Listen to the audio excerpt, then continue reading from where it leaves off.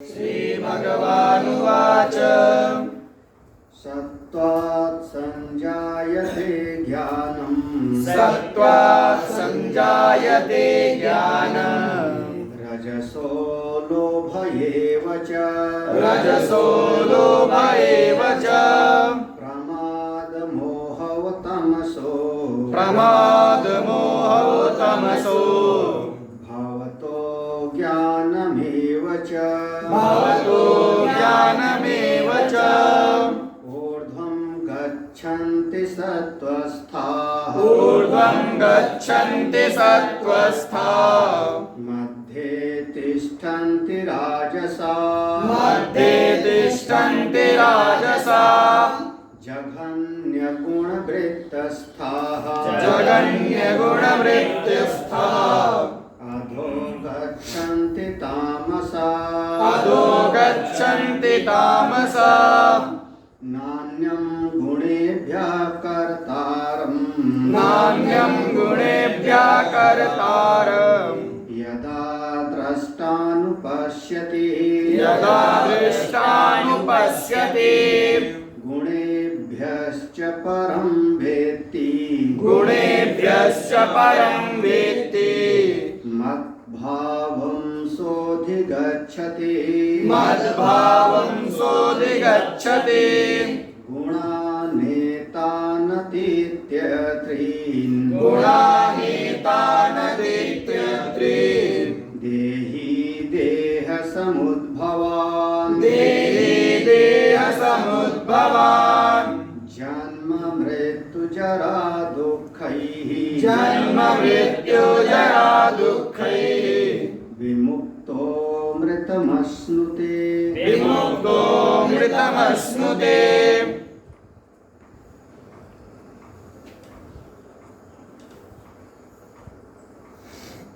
भगवान ने ये जो तीन गुण का विषय लिया,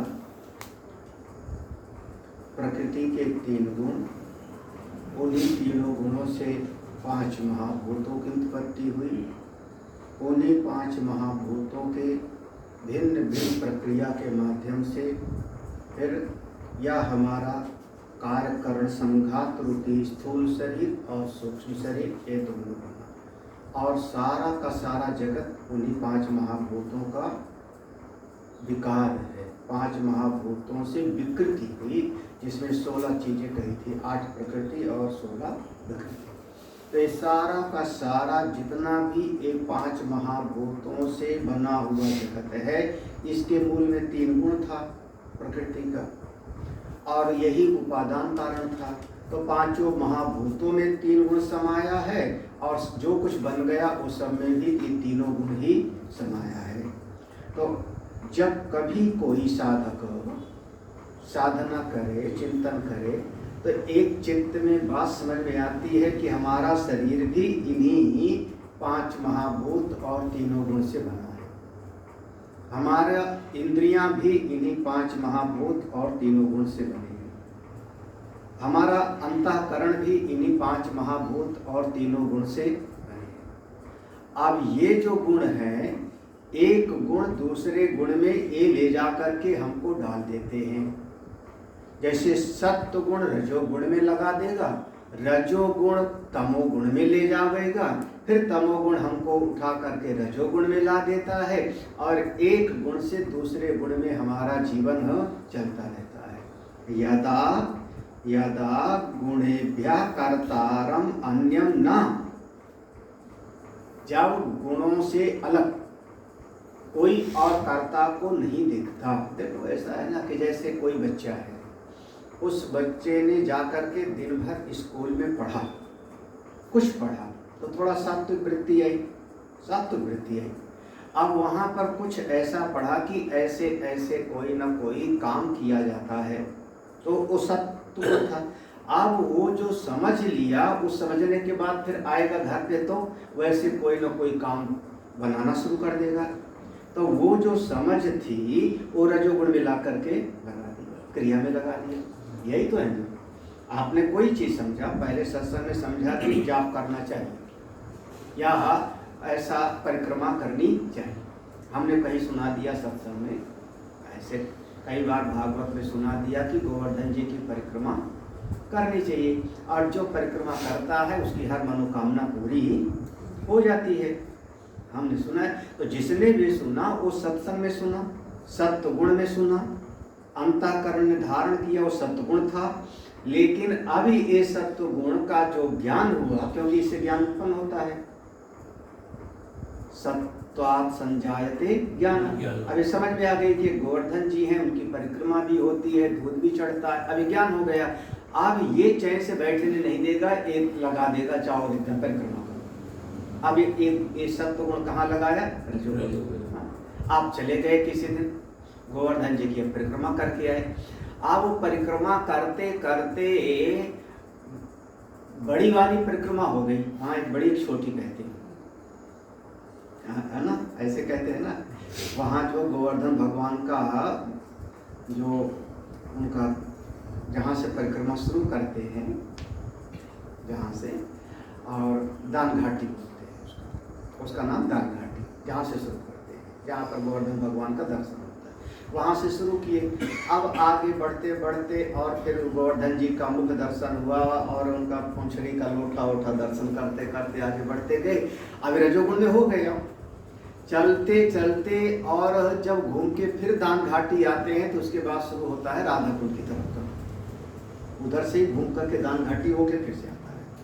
तो सड़क है, ऐसे यूँ परिक्रमा करके फिर यूँ आते हैं सड़क तक, फिर यूँ जाते हैं, फिर यूँ आते हैं, इस तरीके से है। तो तब तक हालत पूरी खराब हो जाती है। अब रजोगुण में जब आप गए थक, तो कहाँ चले गए? अपने आप समझ में आ गए। तो अब चाहे जितना ताकत लगाओ फिर काम चलता नहीं। हमारा घुटना खराब था, कमर भी खराब थी, फिर भी हमने सोचा चलो परिक्रमा करते ही करते हैं। घुटना भी उस समय अभी 2-3 साल हुआ, 2 साल हुआ होगा, और बड़ी वाली कर लिया। राधा कुंड तक भी चले गए। राधा कुंड से जब वापस आ रहे थे तब अब कोई ज़्यादा से ज़्यादा 2 किलोमीटर रह गए। पहले न जाने कितनी बार किया होगा, पहले तो बहुत किया होगा, अब तो घुटना उठना ठीक नहीं है। तो अब 2 किलोमीटर रह गया होगा, तब कोई ताकत नहीं। फिर वो बिजली वाला रिक्शा बैटरी वाला किए और जा करके सो गए। रजोगुण कहाँ ले गया फिर आपको? अच्छा, कब तक सो गए आप? तमोगुण में कब तक सोओगे? 4 घंटा, 6 घंटा, 8 घंटा, और आप ज़्यादा सो भी नहीं सकते। चारपाई पे भले लेटे रहो, लेटे रहना अलग है, चारपाई पे लेटे रह सकते हो, लेकिन आप प्रकृति के द्वारा जगा दिया जाओ। जग गए, जब जग गए तो चलो अब नहा लेते हैं, नहा करके कुछ ना कुछ योगासन कर लेते हैं, कुछ काम कर लेते हैं। अब कहाँ लग गए आप? फिर अब तमोगुण से रजोगुण में आ जाओगे, यही ना।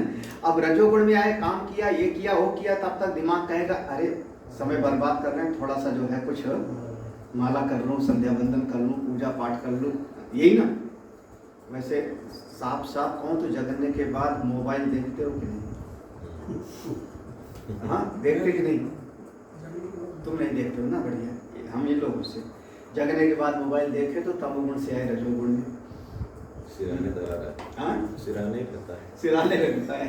तो अच्छा, अब फिर उसके बाद में अब मोबाइल देख लिया, उसके बाद में अब कहेंगे चलो नहाते हैं, थोड़ा पूजा पाठ करते हैं, फिर आप सत्वगुण में आएंगे। तो ये गुण दूसरे गुण में हमको घुमाता रहता है, ये गुण ही वापस में कार्य कर रहा है। केवल एक गुण दूसरे, सत्वगुण रजोगुण से, रजोगुण से तमोगुण में, इसी में जोड़ा रखता है पूरा का पूरा।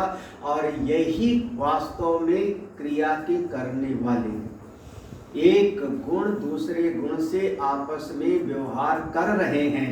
असल में कर्ता ना तो वह परमेश्वर है, क्षेत्रज्ञ स्वरूप, और कोई जीव भी नहीं है करने वाला।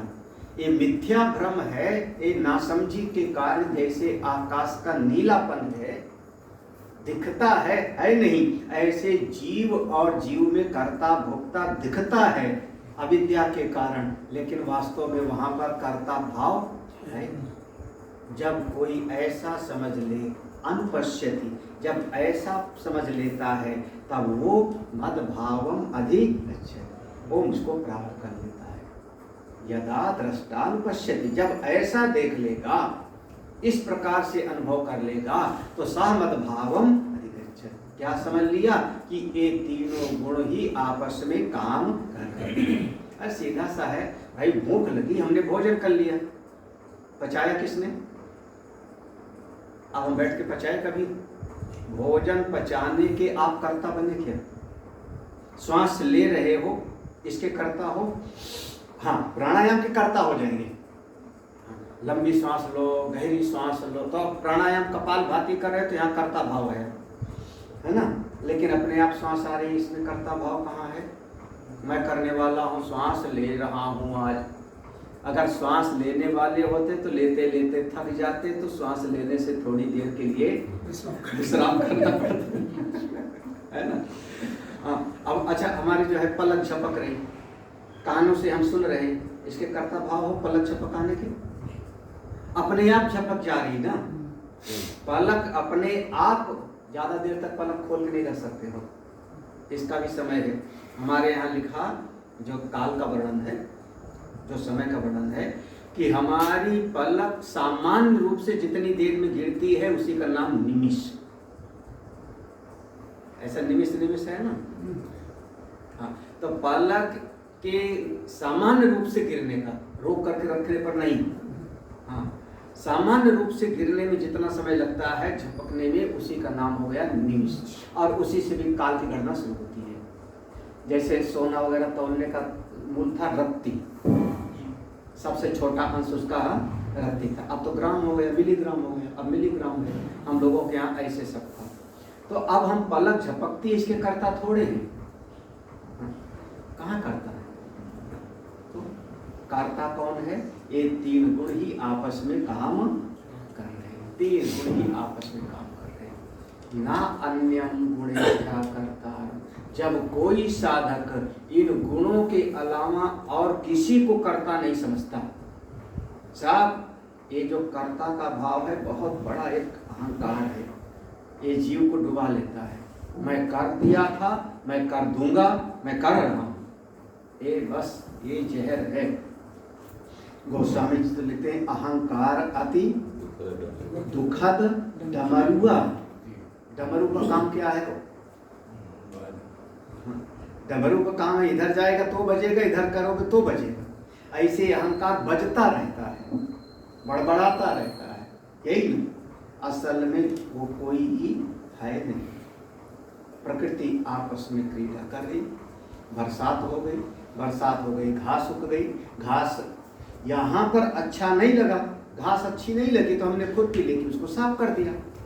अपने भीतर कर्ता भाव क्यों लाओ कि मैंने इतना काम कर दिया है आज आपका?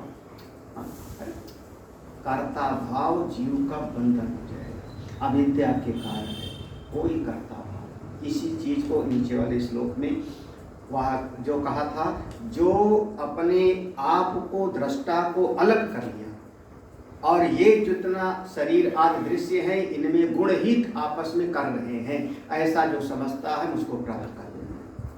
तो कैसे आपको प्राप्त कर लेगा? कथम अधिगच्छति इति उच्यते, आपको कैसे प्राप्त कर लेगा, इस बात को फिर 20वें श्लोक में बताया है। हमने पढ़ा नहीं सही। गुणानेतानतीत्य त्रीन्, गुणानेतानतीत्य त्रीन्, देहि देह समुद्भवान्, देहि देह समुद्भवान्, जन्म मृत्यु जरा दुःखैः, जन्म मृत्यु जरा दुःखैः, विमुक्तो मृतमश्नुते, विमुक्तो मृतमश्नुते। देहि एतान तीन गुणान अतीत्य, एतान त्रीन गुणान अतीत्य, देह समुद्भवान, या जो देही है भीतर, देही माने जीवात्मा, या जो देही है जीवात्मा, तो एतान, यहाँ देखो संधि विच्छेद करना, गुणान धन एतान धन अतीत्य, तो एतान तीन गुणान, तीन है ना, तो ये तीन गुणों को अतीत्य पार करके, ये तीन गुणों को पार करके, और ये तीन गुण कैसे हैं? देह समुद्भवान, ये देह को ही अच्छी प्रकार से पैदा करने वाले हैं। देह को, अब पशु का शरीर बना, देवता का शरीर बना, दैत्य का शरीर बना, पेड़ आदि बने, पशु पक्षी बने, तो ये तीन गुण देहों की उत्पत्ति करते रहते हैं, बार बार आकृति को बनाते रहते हैं, नाम रूप इन्हीं तीनों गुणों से बनता रहता है। तो ये तीनों गुणों को पार करके, जब तीनों गुणों के पार चला गया, तब जन्म मृत्यु जरा दुख व्याधि नहीं, 13वें अध्याय वाला रटा है ना, जन्म मृत्यु जरा व्याधि दुख दोषानि दर्शन, जन्म मृत्यु जरा दुख ही, इन सब से विमुक्त होकर के मेरे भाव को प्राप्त कर ले।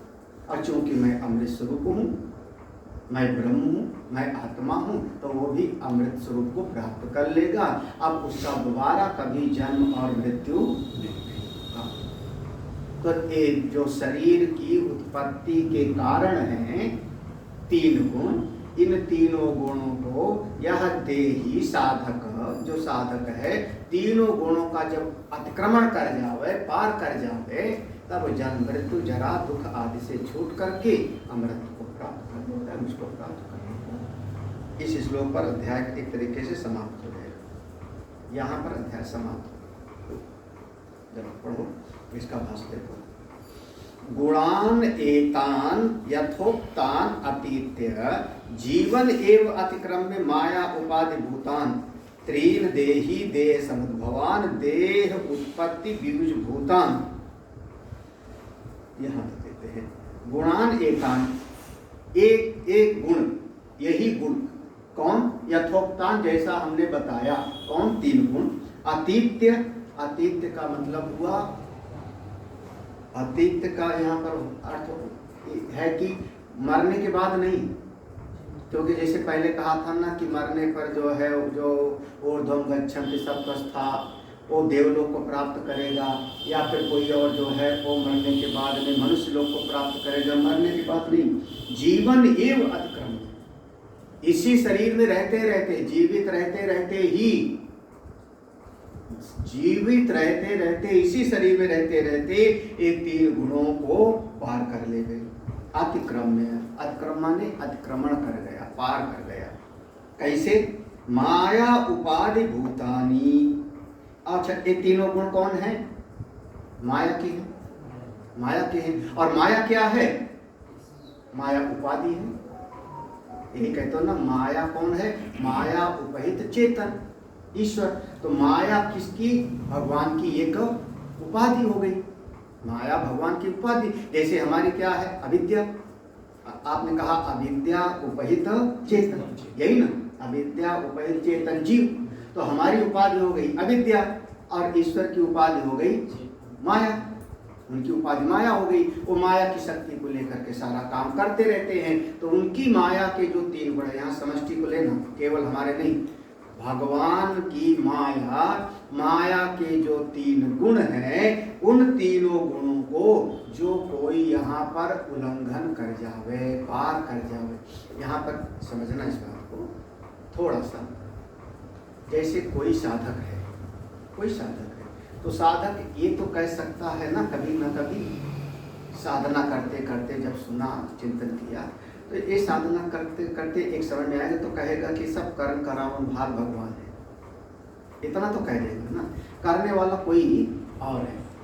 अरे ना हम करता, मैं तो करता, ऐसा कह देगा।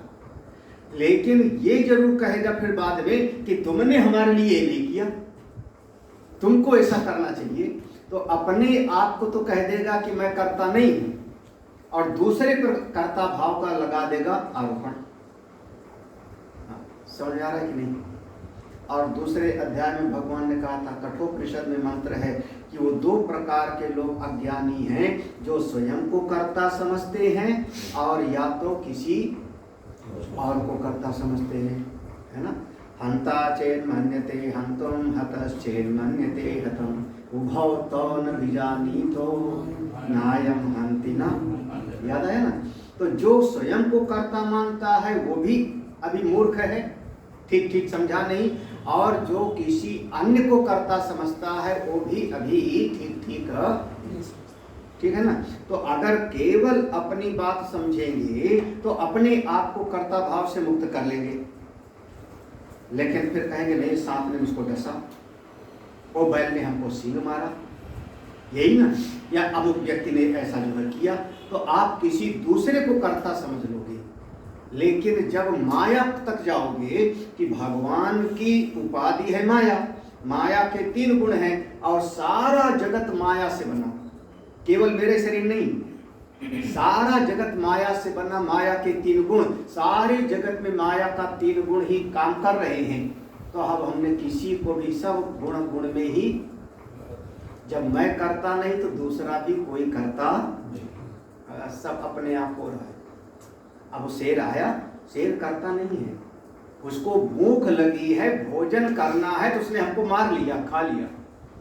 लेकिन हम कहें कि शेर करता है ना, वो करता भाव नहीं उसमें, उसको भूख। इसीलिए कई बार शेर के सामने अगर भूखा नहीं है तो आदमी जो है फोटो खींचता रहता है, शेर बगल से चला जाता है। क्यों ऐसा हो गया?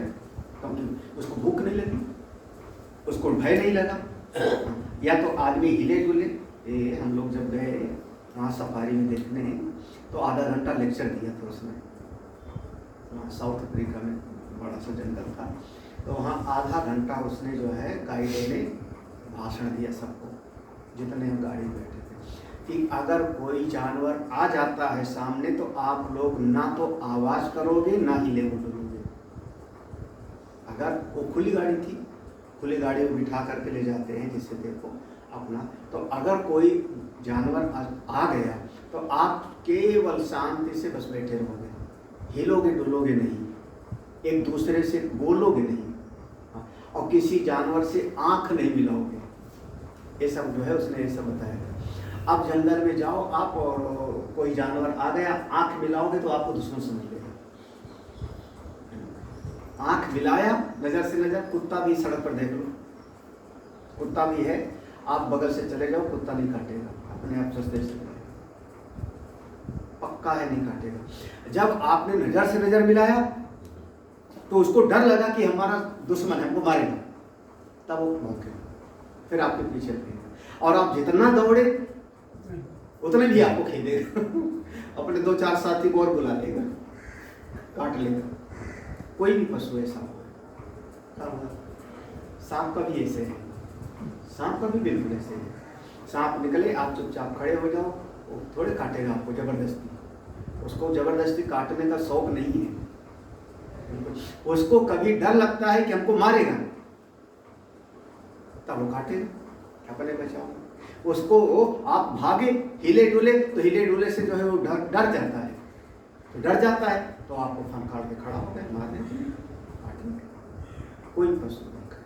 तो कर्ता भाव कहीं पर नहीं, कोई कर्ता नहीं। माया उपाधि भूतानि माने पूरा संसार, पूरा ब्रह्मांड को ऐसा समझो।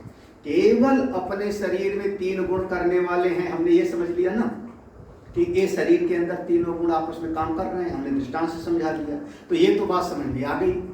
तो हमने समझ लिया कि गुण गुण में बरत रहा है, मैं तो अकर्ता हूँ, मैं तो दृष्टा हूँ। तो जो ये समझा वही सारी सृष्टि में समझो। इसलिए कहा माया उपाधि भूतान, ये सारे जगत का कारण वही 5 महाभूत, 5 महाभूत का कारण 3 गुण, और 3 गुण माया में है, और माया भगवान की उपाधि है। तो सारा जगत ऐसे है, वास्तव में कहीं कोई करता है नहीं, कहीं कोई करता नहीं, सब केवल एक सपना मात्र है।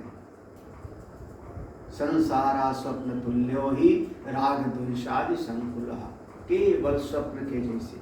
स्वप्न में 500 लोग बैठे थे, कोई जिंदाबाद मुर्दाबाद नारा लगा रहे हैं, आप चाहे जो कहो, जगने के बाद वहाँ कोई करता नहीं है। जेहि जाने जग जाई राई, जागे जथा सपन ब्रह्म जाए। वो आपका दृष्टा स्वरूप है, बंदम बालको सुंदर, उस अवस्था में जाना। ये बहुत मूल चीज है। सब जो क्रियाएं हो रही हैं, जितनी क्रियाएं हो रही हैं, सब किसमें? एक दूसरी बात को आप लोग कोशिश करना समझने का, जगत में कोई भी प्राणी जल्दी, प्राय 99% एक खरा सिद्धांत है, कोई मेरा अहित नहीं चाह रहा है, कोई हमारा नुकसान नहीं करना चाह रहा है। हर आदमी अपना फायदा देखता है, बस इतना है। हर आदमी स्वार्थी है। चलो एक समझ संसा क्यों पढ़ लिया ना, सुर नर मुनि सब की यह रीति, स्वार्थ लाई करे सब प्रीति। तो जगत में जितने प्राणी हैं सब स्वार्थी हैं, सब अपना स्वार्थ देख रहे हैं, मेरा नुकसान की बात नहीं है। हम सोचते हैं ये आदमी मेरे पीछे पड़ा है, वो पीछे नहीं, वो अपना मतलब साध रहा है। नहीं समझ में? हमारा जो बाराबंकी में खेत है उसके बगले में एक पेड़ कटा है, मेड़ काटने वाला हमारे खेत के बगले में।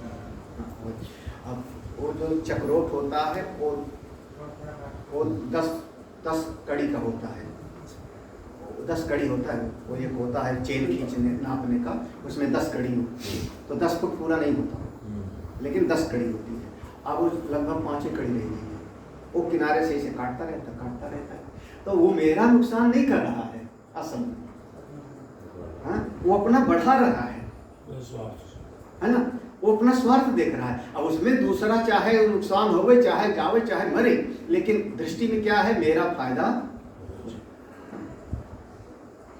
मेरा कौन नुकसान चाह रहा है। पड़ोसी यहाँ वहाँ जितने सब अपना फायदा देखते हैं। हरिद्वार में आश्रम को कोई नुकसान थोड़े करना चाहे, लेकिन आश्रम से फायदा चाह रहा है आदमी जो भी है। महात्मा के पास तो बहुत पैसा होता है, हमको भी थोड़ा मिल जाए। कैसे प्लास्टर नहीं करने देंगे तो कोई देंगे, हमारी तरफ है तो हम सीढ़ी नहीं लगाने देंगे तो हमको कुछ देंगे। यहाँ पर बहुत है, आप जहाँ से जमीन है वहाँ से दीवार बना दो तो उधर से कहेगा हम सीढ़ी नहीं लगाने देंगे, हमारा खराब हो। क्यों? क्योंकि आप 5,000 दे दो सीढ़ी लगा दो। तो हर आदमी अपना स्वार्थ देख रहा है ना, हमारा कौन स्वार्थ। आप बहुत गहराई से चिंतन करना। तो जैसे इस जगत में एक मनोवृत्ति समझना। मनोवृत्ति क्या है कि कोई अगर एक बड़ा नेता आ जावे हमारे मोहल्ले में, कोई बड़ा नेता या बड़ा अफसर, IAS PCS कोई बड़ा व्यक्ति है, मंत्री आदि, तो सारे मोहल्ले के लोग उससे नाता जोड़ने के लिए लालच हो जाएंगे। अगर किसी से हाथ मिला ले हुए तो फोटो खींच करके लगा करके, क्यों? भले वो नेता पहचानता भी ना हुए तुमको, वो बड़ा आदमी तुमको पहचानता भी नहीं, जानता भी नहीं, लेकिन उसको फोटो कमरे में लगाए हुए, अब ये नेता हमारे घर पे आके बैठ के चाय पिए थे। उनसे बड़े आदमी से संबंध जोड़ करके अपनी प्रशंसा, अहंकार को तृप्त करता है आदमी, समझना। अब इसमें कभी कभी समस्याएं भी पैदा करता है।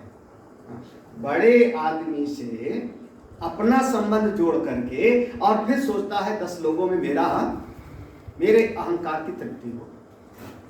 नहीं समझ आ रहा है? अरे आदमी, आप लोग जाइए ना तो कई बार कोई ना कोई भगत कह देगा, हमारे यहाँ शंकराचार्य भी यही आए थे महाराज, है ना। अब वो शंकराचार्य जो भी आए रहेंगे शायद तुमको पहचानते भी ना हो, कोई 20 साल पहले आए होंगे, आपके दादाजी ले आए होंगे, आपको पहचानते भी नहीं, लेकिन आदमी बड़े गर्व से कहेगा यहाँ पर, अब यहाँ शंकराचार्य की महिमा नहीं बोल रहा है, हाँ, ये वो अपने अहंकार की तृप्त कर रहा है कि महाराज ये वो स्थान है, ये ड्राइंग रूम वो है जहाँ पर आप आए हो, कोई साधारण, ये अहंकार का पोषण कर रहा है, उसका अहंकार का खेल है। अहंकार अति दुखद। तो हमारा कोई नुकसान चाहेगा? हमारा कोई नुकसान नहीं चाहेगा। अगर सड़क पर किसी ने कील फेंक दी तो हमारा नुकसान नहीं चाह रहा है, वो सोच रहा है सामने वाले की गाड़ी पंक्चर हो जाए तो 100 रुपया हमारा बन जाए, अपना स्वार्थ देख रहा है ना। समझ आ रहा है कि नहीं? हाँ? इस दृष्टि में जाओ तो हम किससे द्वेष करें? सब आदमी अपना अपना मतलब साध रहा है। सुर नर मुनि सब की यह रीति, स्वार्थ लाई। अपने अहंकार को बढ़ा रहा है, अपना स्वार्थ साध रहा है, अपनी अहमता ममता को बढ़ा रहा है, उसके लिए हम फायदेमंद हैं तो हमसे नाता जोड़ रहा है, और उसके लिए फायदेमंद नहीं है तो हम बहुत गए गुजरे हैं, बेकार हैं, दो कौड़ी के हैं। यही तो, क्योंकि उसका कोई स्वार्थ हमसे सिद्ध नहीं हो रहा है, ना अहंकार तृप्त हो रहा है उसका हमसे, और ना उसका स्वार्थ, तो उसके लिए हम किसी काम के किसी काम के ये तो ऐसे आदमी है। और उसका कोई स्वार्थ सिद्ध होता है, कोई हम देखो जरा सा कोई स्वार्थ, महाराज बहुत अच्छे, क्यों? क्योंकि रोज फ्री में भोजन मिलता है। तो ये बहुत विचित्र चीज है, आप इस सिद्धांत को समझना। तो इस जगत में कोई कर्ता नहीं है, कोई सारी सृष्टि ये माया के 3 गुणों से चलाई।